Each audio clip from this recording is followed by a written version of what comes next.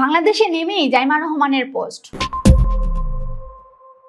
London থেকে সিলেট হয়ে এখন ঢাকায় বিএনপির ভারপ্রাপ্ত চেয়ারম্যান তারেক রহমান লাখ লাখ মানুষের অপেক্ষার অবসান ঘটিয়ে অবশেষে ঢাকার মাটিতে পৌঁছালেন বিএনপির ভারপ্রাপ্ত চেয়ারম্যান তারেক রহমান। দীর্ঘ 17 বছর পর দেশে ফিরেছেন তিনি। তাকে বহনকারী বিমানটি বৃহস্পতিবার বেলা 11:40 ঢাকার হযরত শাহজালাল বিমানবন্দরে অবতরণ করে।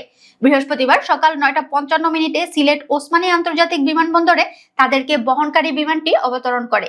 বিমানবন্দরে অবতরণের পর তারেক রহমানের মেয়ে ব্যারিস্টার জাইমা রহমান ফেসবুকে পোস্ট দেন। তিনি লিখেছেন, অবশেষে সিলেটে বাংলাদেশের মাটিতে প্রায় 17 বছর পর তারেক রহমান দেশে ফিরেছেন। তার সঙ্গে রয়েছেন স্ত্রী ডাক্তার জুবাইদা রহমান এবং মেয়ে ব্যারিস্টার জাইমা রহমান। বিমান বাংলাদেশ এয়ারলাইন্সের নিয়মিত বাণিজ্যিক ফ্লাইট BG202 এ করে তারা দেশে ফিরেছেন। লন্ডনের হিথ্রো বিমানবন্দর থেকে স্থানীয় সময় সন্ধ্যা 6:15 এই ফ্লাইটটি ঢাকার উদ্দেশ্যে রওনা হয়।